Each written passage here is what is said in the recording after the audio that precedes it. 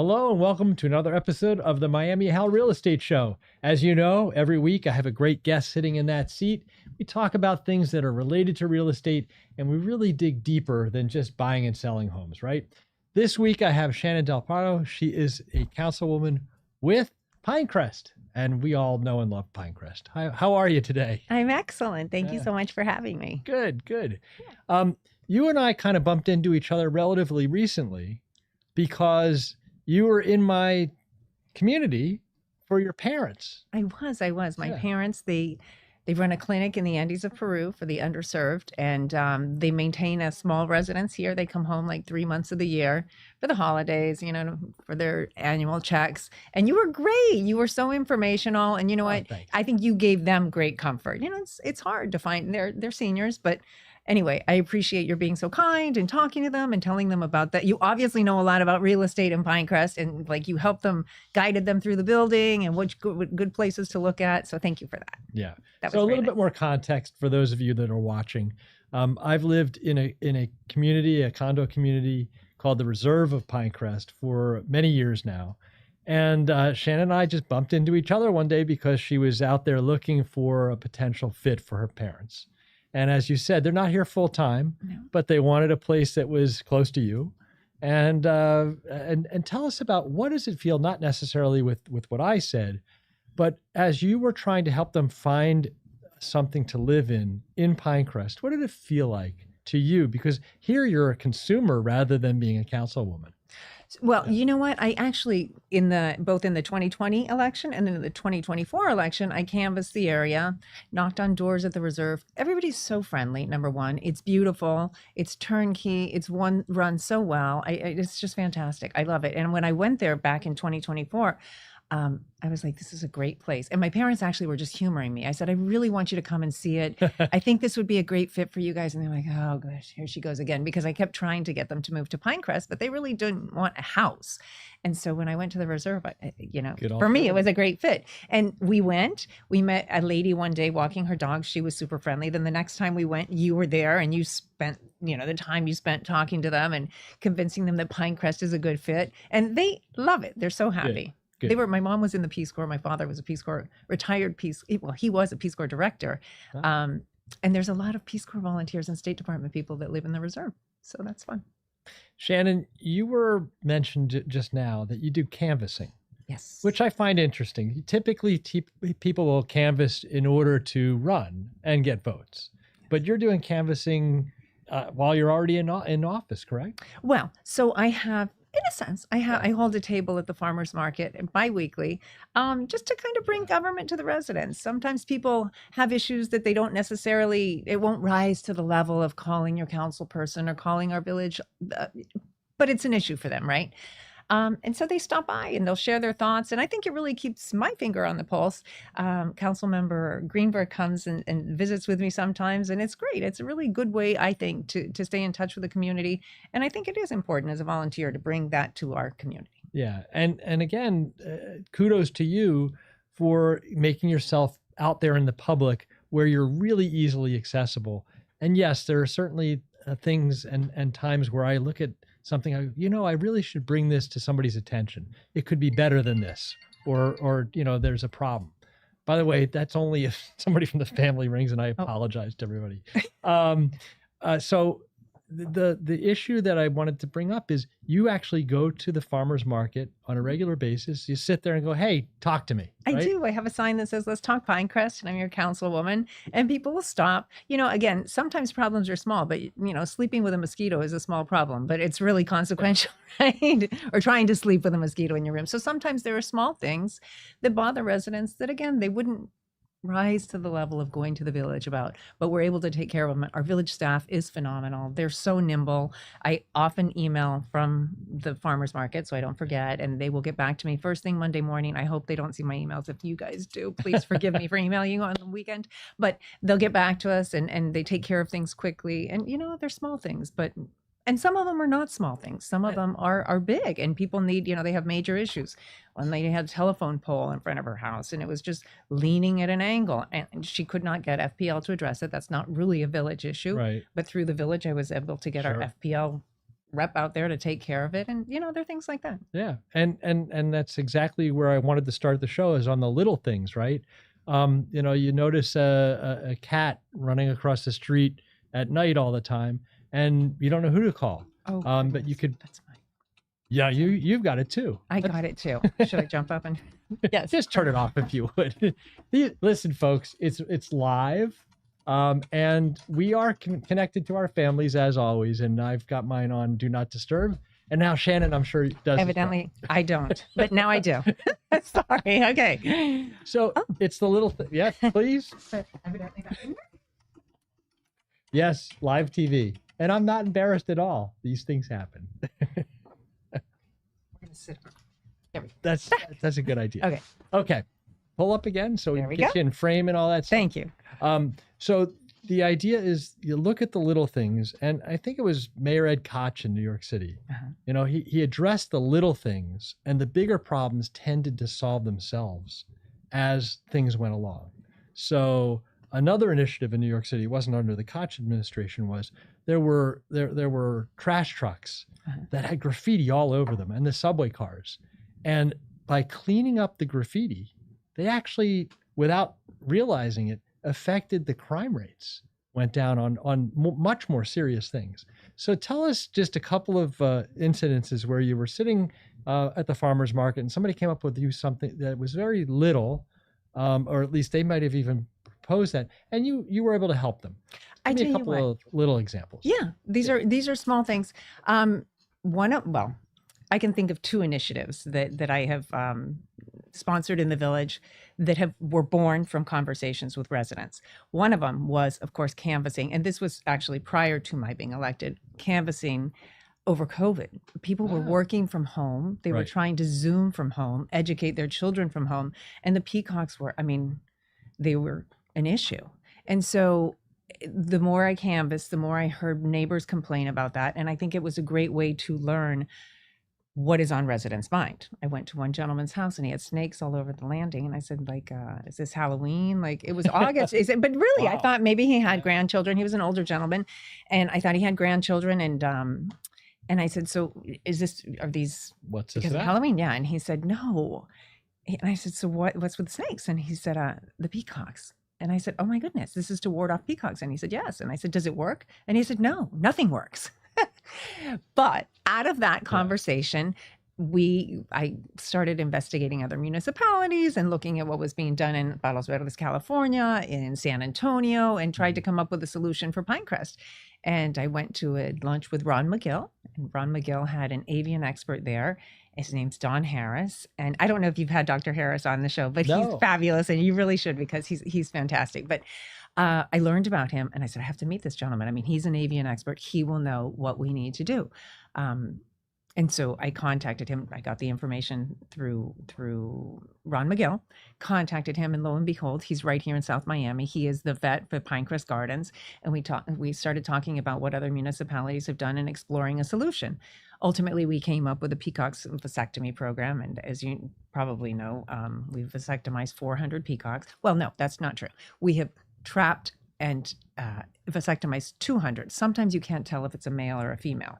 So if it is a female, we put a pink bracelet on her ankle and they go right back out to where we found them.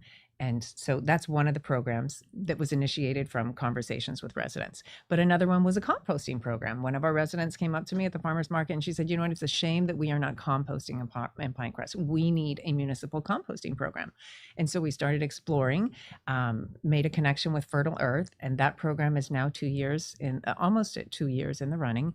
And we have composted in Pinecrest over 100,000 pounds of food. So we've kept 100,000 pounds of food out of the landfill, which of course is, a good thing. Yes, something that needs to be done in Miami-Dade County.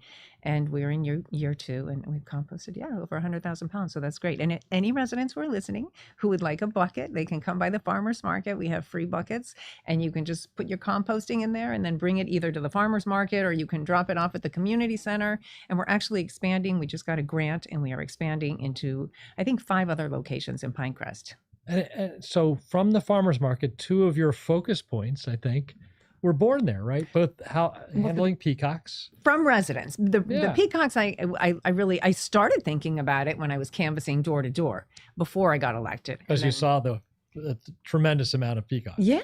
I mean, they don't necessarily affect the same part of Pinecrest at the same time. I live on the south end of Pinecrest. We have an iguana issue.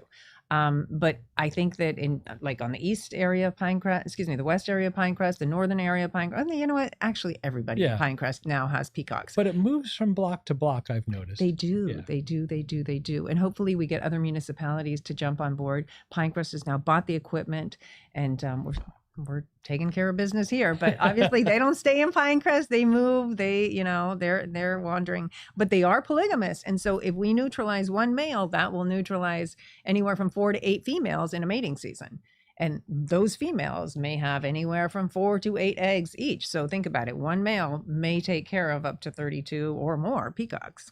And do you feel like that Peafowl, I should say. Peafowl, yes. Peafowl. Do you feel like the ultimate goal is to just reduce population or to eliminate? What's the right way to head? So I wouldn't want to eliminate them. They're beautiful. They're part of our topography. However, when you wake up and you have 16 peacocks on your door, that's a lot. It's a lot to handle. So I just think that we need to coexist. And I love cats. I have a cat. I adopted it. She's neutered or spayed. I adopted a dog. He's neutered. It's just population control. Right. And other municipalities, one to the south of us, I can remember, they've had some controversy on how to handle, wild animals. Oh, and, it seems like Pinecrest has done the right things in looking at the issue and dealing with it in a manner that does not necessarily rile up sides and create problems. No, I went to watch it, and in fact, if you want to see Dr. Harris perform, they put a nice little muzzle or something. No, they put oxygen on them, and it puts them to sleep easily. And the nurse that helps Dr. Harris is very soothing with the birds. Wow. Yeah, no, and I haven't ever watched that process. No, well, but I wanted to see, otherwise. I wanted to make sure that it was humane. Yeah. And okay, all right, but the incision is so minimal that it doesn't require stitches. Yeah. It really is. So it's a humane process, and then the peacocks wake up and they continue to move around, and so and then they take them back to where we pick them up. And composting, what's the uptake at the farmers market? How many people are taking these buckets, and what kind of reactions do you get? I don't know how many people. I think people are, they're interested in it. I think that. I don't know how many people have taken buckets, but I do know that we have composted over 100,000 pounds. So it started out slow, but the program has really picked up, and people even outside of Pinecrest come and they bring their composting, which is fine. You know what? We're all part of a greater community. Let's turn to services, because one of the things that we've talked about on this show from various aspects is that Florida Power and Light is the provider of our energy here. Mm-hmm. And Pinecrest having a great tree canopy, it's almost like an enemy of the power lines, right? So if you've got palm trees or other types of shrubs and things that grow high enough, they can touch these lines and create some significant problems. So several years ago, there was an initiative, a joint venture, if you will, between Pinecrest and FPL to try to underground a lot of this. And are you able to provide us an update as to where we are with that? Sure, happy to do that. So we have so far undergrounded, or FPL has undergrounded 31.25 miles, linear miles of power lines in Pinecrest. We, in 2025, they are working on another 10.2 miles. Yeah, 10.2 miles. Probably as we speak. I know I get a lot of phone calls from residents, and I think that's a quality of life issue, right? I get a lot of calls from residents who say, look, how do we get them out in our neighborhood? And really, we in the village have no control over where they go next. What we try to do in Pinecrest is we try to roll out the red carpet and help them in any way that we can and make their job as seamless as it can be working in our village so that they'll stay here and work here. Hopefully it's a joy for FPL to work in Pinecrest. But the deciding factor, as I understand it, is the number of outages that any given area has. So my recommendation to our residents is when you have an outage, make sure that everybody who's having the outage calls it in, because FPL will base where they go next on the number of outages that the certain areas are experiencing. But they are actively working in Pinecrest. And another agreement that the village has entered into with FPL is after a major storm, we have offered our community greens up by the Pinecrest Community Center for them to stage. So if they have workers come from out of town, they can use our facilities, they can shower in the community center. But that way, after the storm, they're at ground zero here and working their way out and hopefully restore our power more quickly. And staying on the subject of services, obviously Pinecrest doesn't run this stuff, but talk to me about fresh water as well as wastewater, because there's a lot of things going on under our feet that we don't necessarily pay attention to. And all of it's good, right? Yeah. Yeah. Tell me about the septic system and the process. Of course, this is probably old news by now, but Pinecrest through the ARP funds was able to get water to 725 homes that remained on well water. We were able to install over 200 fire hydrants, and that's good stuff. But we do remain on septic, and that is something, I think, a major challenge for the county as a whole. I know that Mayor Levine Cava has made that one of her priorities. But the truth is that until the county is ready to receive our waste, then even if we had the resources, which it's a very, very expensive undertaking, even if we had those resources in Pinecrest right now to create sewage, we don't have anywhere to pump it out to. So we are kind of beholden to the county to come up with a plan to tell us when and if they're ready to receive our waste. Interesting. So that's where we are on that score. But at least it's on the mind of the council, and there's been, 100%. as much planning as that could have been done has been done. And of course, the concern is the health of our bay, right? And so one of the initiatives that we are undertaking in Pinecrest is drainage. We're attacking drainage, and we have identified 15 priority areas that need to be addressed in terms of drainage. We undertook 3 of those last year, 5 are underway right now, and we will continue to address that. But those drainage projects now filter the water better than it was being filtered before it goes into Biscayne Bay. Yeah. And one of the things that you focus on is waterways, right? Yes. So tell us about how we keep our waterways clean, why they're there, and what we need to know as residents. Well, I mean, that again is South Florida water management. Some of these things are regional issues, some of these things are state issues, but we do hire a company in Pinecrest that traditionally had been trying to treat, I don't know if I first saw, it looked like grass. I thought people were putting, this is years ago when I thought, when the problem began, that we were putting grass clippings in the canals. It's not. It is algae that is growing up from the bottom of the canal and surfaces. And the interesting thing is that it seems like the temperature affects whether it rises or falls. Yeah. I remember they called South Florida Water Management. I got them to come out, and they came out, and my daughter was actually having knee surgery that day. And they came, and they're like, okay, we're at the canal, and there's nothing here. And I'm like, that's just not true. It was full of grass last night. So they said, okay, we're going to do a sweep, Councilwoman, but I'm telling you, there's nothing in the water. And I've noticed that it does rise and fall. But we are exploring other means of addressing it as a village as well, because, you can't only rely on South Florida Water Management. We incorporated to take a lot of these matters into our own hands, and we do our best. We have an outstanding, again, village government, and we're working on it. One of the other complaints, I think that is a prevalent complaint. Another one is sidewalks. We have beautiful trees in South Florida, but they have massive roots too. Yes, that's true. They shovel snow up north, and we have trees which is beautiful. The Washington Post ran an article this week and said that we have 51% tree cover in Pinecrest. They actually had us on this map. Wow. Yeah. That's interesting. I hadn't heard that. So yeah, I'll share that article with you. But anyway, so those are obviously difficult to maintain, or they bust up the sidewalks. So we just undertook last year, we repaired or replaced 3,500 flags of sidewalks in Pinecrest, and we're doing that again. We're in Q1 now, and we're attacking another 1,500. So again, message to our residents: if you see a sidewalk that is not spray painted orange, it's because it's not on our radar. Please call me. I'm happy to report it to Public Works or report it to our Public Works department, and we'll get it addressed. Because that's a public hazard. We don't want anyone tripping or hurting themselves. Let's shift over to parks, since the sidewalks often lead to our parks, right? Yes. I have the timeline. There's a lot of stuff going on at Coral Pine Park right now. Yes. And maybe you could tell us what that's all about. So the repairs of Coral Pine are underway. That should be done by December 25th. Looking good. In time for Santa to show. Yeah, What's if you're being done there? good. That's right. Only the good people get to see Santa. I believe that we are redoing one of the buildings and we are adding a pickleball court on the interior, not on the exterior, because we want to keep it on the inside and not bother the residents that live on the perimeter of the park. We have Gary Matzner Park under construction. Rather, that will start, forgive me, that's going to start in June, and that should be done by March of 2026. We are starting a shared use path in Kendall Drive. That will begin in May, and that should be done by August. So hopefully by the time the kids go back to school, we'll have that done. What else do we have going? We have Aleida Mas, which construction will begin at the beginning of 2026. And for those that don't know the location of that park, please. That is on 60th Avenue and 118th, I believe, yes. And that's going to be beautiful. 18% of our residents are over 65 in Pinecrest.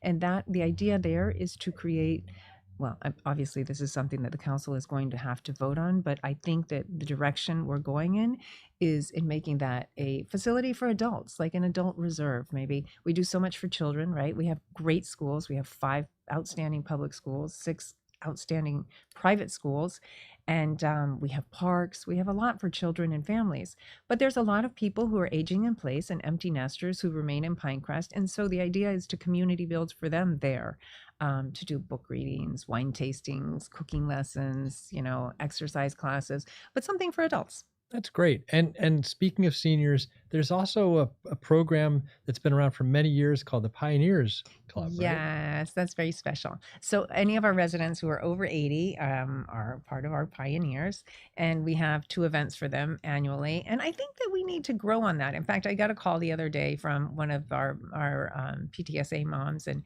she asked me if I would judge a poetry contest. And I said, sure, of course. It was actually like 100 poems, and there were a number of literary devices that I had to get my head. You signed up for more than you thought. No, but it was great. It made me, it was challenging because I had to go through them and find, score them based on the literary devices. And it occurred to me that it would be really nice if we could engage our seniors and ask them if they would participate in this, because it was fun too. It really was. And so she said, I'm all about it. Get me a list of seniors and I will reach out and see if they would be interested in doing that. So I think we need to look for other partnerships within our village. That's wonderful. You serve on the council. Yeah. And I don't know what drove you to do it, but I'd like you to go over some of the things that you'd like to have as a stamp on your service to the community, because I think everybody brings something special to that role. And you were obviously doing that. So I'm giving you an opportunity to tell people out there what you do and why you do it. Thank you very much. Thank you. Well, first of all, I love volunteering in our community. I told you my mom was in the Peace Corps. My parents' first date was my father asked my mom out, and they took horses up the hills of the Andes to vaccinate the smallpox, vaccinate the indigenous That is incredibly romantic. Right? The Andes part, maybe not the vaccination. Well, that's where they are now. They're continuing that good work. That's great. But I think that's part of it's been part of my family's fabric. My father was with the Foreign Service. I lived in several countries as I was growing up. I lived in Mexico and Guatemala during the earthquakes. My parents were always volunteering in those communities, whether it was at orphanages or whatever, they were always volunteering and involved. And so that's something they still instilled in us. When I moved to Pinecrest, of course, I've moved around my entire life. I was like, I'm not moving. I am staying here. This is my home. This is my community. I love this place. And so I got to, I started volunteering in our schools, first of all, with the local trial board, any way I could. And then Jim McDonald, my predecessor on the council, asked me, he said, would you consider running for my seat? And I was like, goodness, but what do I know about being on a village council? And he said, you're a volunteer. It's a volunteer position. You're going to be fine. And it really has been. And I've enjoyed it so much. But if I had to identify 3 priorities that I would like to continue to work on, they would be, of course, quality of life. I think I have a pretty good sense after, I would say I've probably knocked on between the 2020 and the 2024 election and the referendum in 2022. I think I've knocked on almost every house and door in Pinecrest. So thank you to everybody who's spoken to me and given me, and it gives you a North Star. What's important to them, what they like, what they don't like, and that's been a great opportunity. So I would like to continue to focus on quality of life and the issues. Traffic is one of them. The Peacock issue is another one. I think that safety, public safety, is another one. We are in Pinecrest. We are at an all-time low in terms of crime, but really one incident is one too many. And we have phenomenal police. They really, really are. And I talk about community building and improving our quality of life. Our Pinecrest police, there are 37 Crime Watch chapters in Pinecrest right now. They hold barbecues with each of the different Crime Watch chapters. And not only is that a great way to deter crime, it also builds community. For because sure. you get the whole neighborhood out there sharing whatever, sharing a burger, sharing a glass of wine, a glass of juice, whatever it is, an appetizer, and just talking, and you really get to know your neighbors. And I credit them so much for doing that. I think it is fantastic. But and they also have outstanding, they'll come to your home and they'll do a free assessment of your home and tell you where your vulnerabilities are and what you might want to focus on or consider to make your home safer. We had and they have great educational campaigns as well. And I guess the last thing would be to just continue to bring government to the people, to our residents, to spend time at the farmers market and make myself available in any way that I can. I mean, that's what I'm here to do, to serve residents. There are some changes on the US 1 corridor that continue to happen. One of it is the expansion of the Lexus dealership.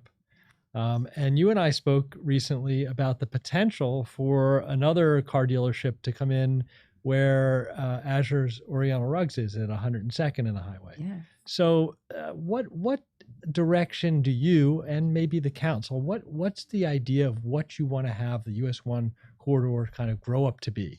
We're already obviously well into our years of having businesses there, but is there something that you'd like to see happen to that corridor where, what direction should we be taking there? Well, I think the people spoke during the referendum that they want to maintain the 4-story height limitation.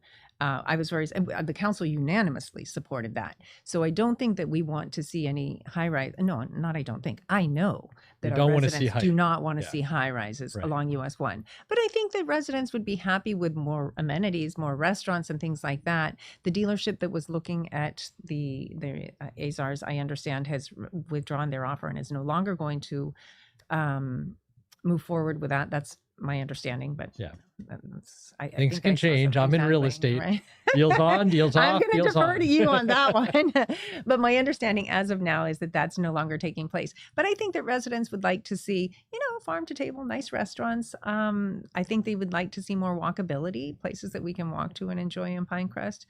But I know that we just obtained a grant for beautification of US 1, and so we will be planting pine trees in the medians and trying to give more of a Pinecrest look on US 1. So when you come through, come into Pinecrest on US 1, you have the sense that you have arrived in Pinecrest, and that's going to be nice. Well, we have the monument signs, right? We do have more tree canopy than the communities around us.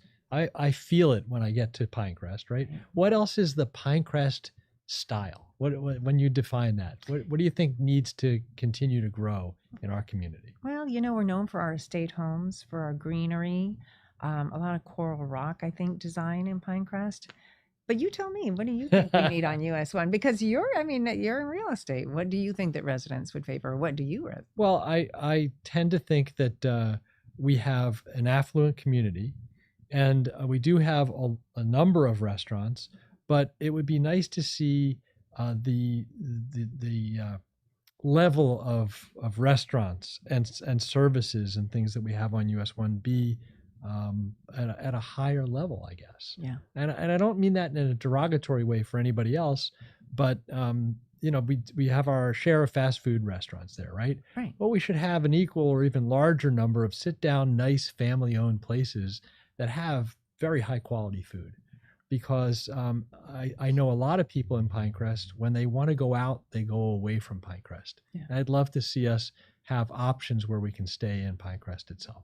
No, that's true. We have a handful of you. We have the Captain's Tavern, we have Platea, we have Pizza Brooklyn, we have Dr. Limon, but we could grow and expand on that. And there's any number. I hope I didn't leave anybody. I'm sure I left somebody out. Oh, there's a ton of them. So you couldn't possibly name them all. Probably no favoritism, and you're not leaving anybody off on purpose. We get it. No.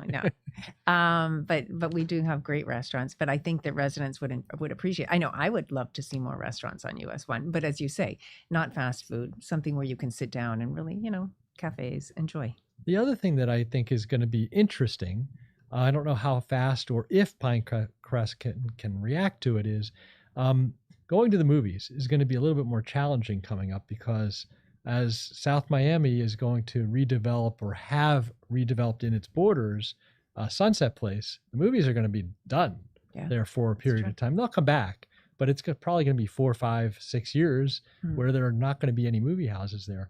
And, we have some other ones that are relatively close, but I'd love to see, it would be really neat to see if we could have more entertainment again on the US 1 corridor. That's Pinecrest corridor. There used to be a theater, right? Yeah. I think ages ago. Well, I wasn't here for that. Right. And no, I neither wasn't was here I. for that either. But speaking of entertainment and venues, we have, of course, Pinecrest Gardens, and they have any number of shows and fantastic jazz programs, and they do such a great job. But we are actually going to have a restaurant opening at Pinecrest Gardens as well.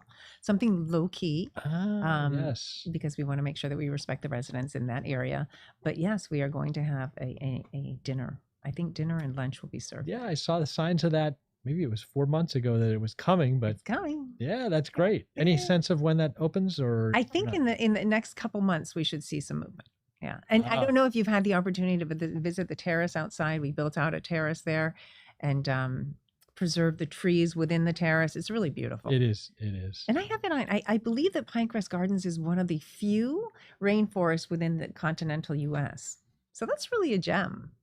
Well, Pinecrest Gardens, just its history and the fact that Pinecrest now owns and operates that area as Pinecrest Gardens rather than Parrot Jungle in its former self. It's very cool to have that in our community. They are nonstop. I'm telling you, Sunday morning, there's yoga there at 8 a.m. and they go all the way, and they'll go Saturday night.